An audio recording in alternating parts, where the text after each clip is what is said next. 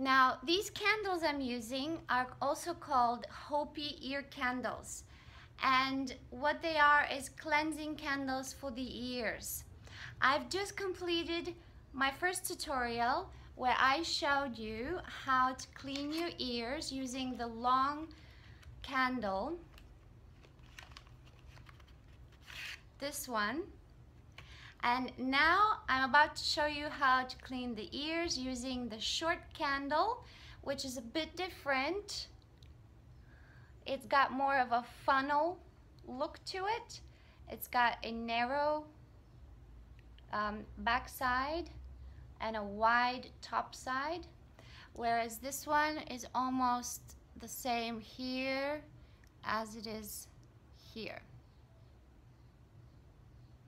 Let's see if you can. Oh, hello. Hello, I'm Captain Hook. Okay, so we've got these two candles, right? I've just showed how to use this, and we're about to see how to use this one. Now, during the first tutorial, after the first tutorial, Gelio has informed me that he actually loves these, the short ones. And he said, well, we should have filmed the tutorial with this kind, his favorite kind. I wasn't aware of that, and so I'm doing a second tutorial with his favorite kind.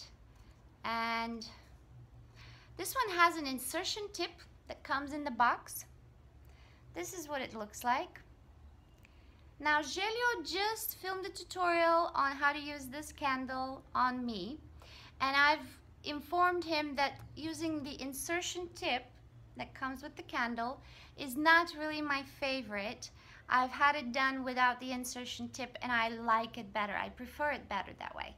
So I've asked him not to use it in the future for me. But for this tutorial, I'm not going to use it for him either.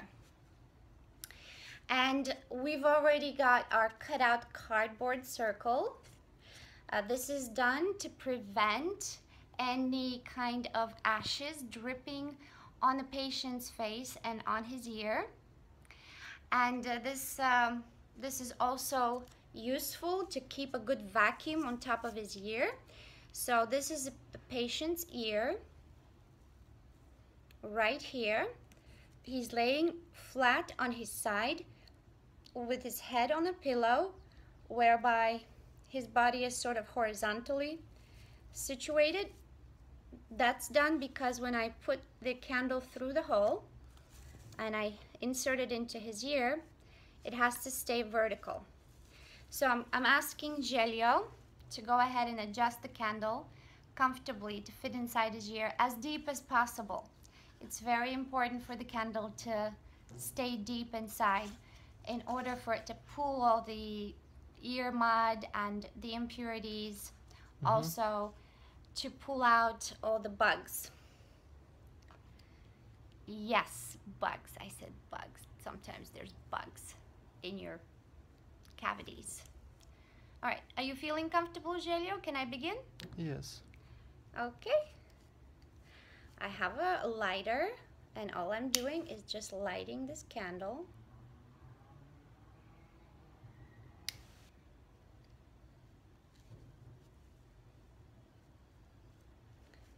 You have to press, keep the cardboard circle pressed, and do not squeeze the candle, please, at the base. You can press the circle down, or you can ask the patient to keep it pressed.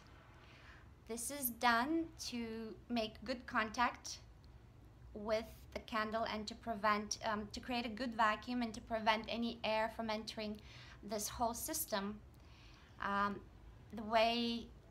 The reason that's done is in order for the candle to suck out the greatest amount of gunk from your ear canals. And the way this is done is just by gently pressing the cardboard circle to your ear. The candles don't come with a pre-cut cardboard circle, so you would have to cut it yourself.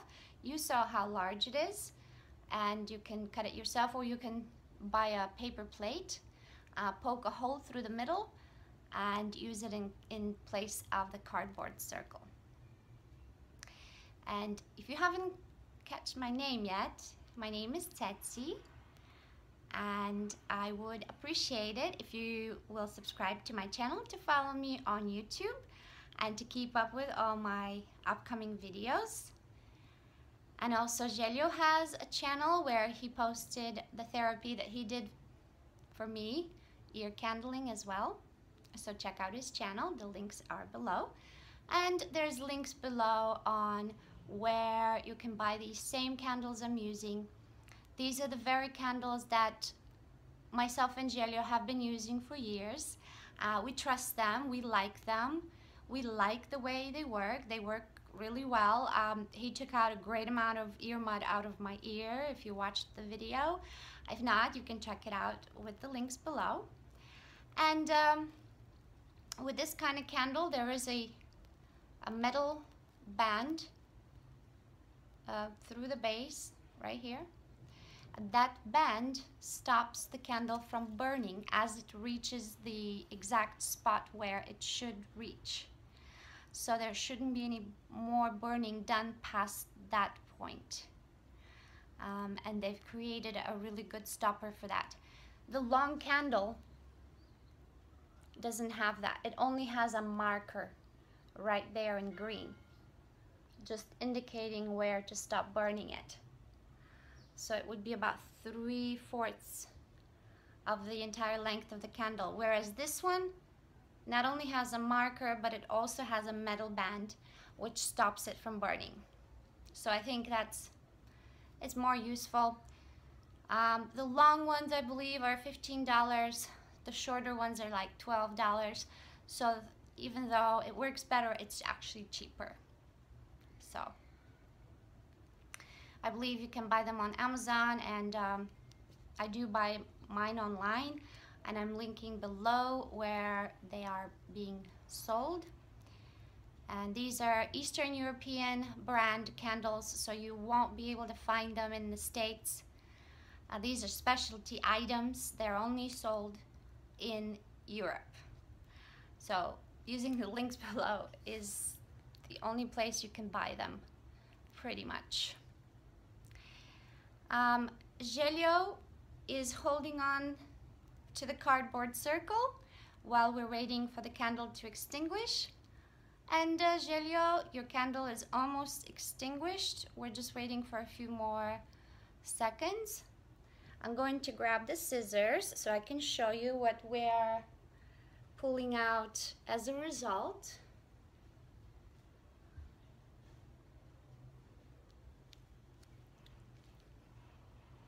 So just prepare a nice heavy-duty big scissor, as well as a cup of water to extinguish the candle completely as it's done burning.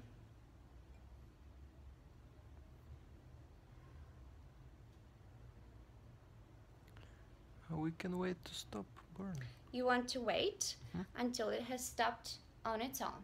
That's fine.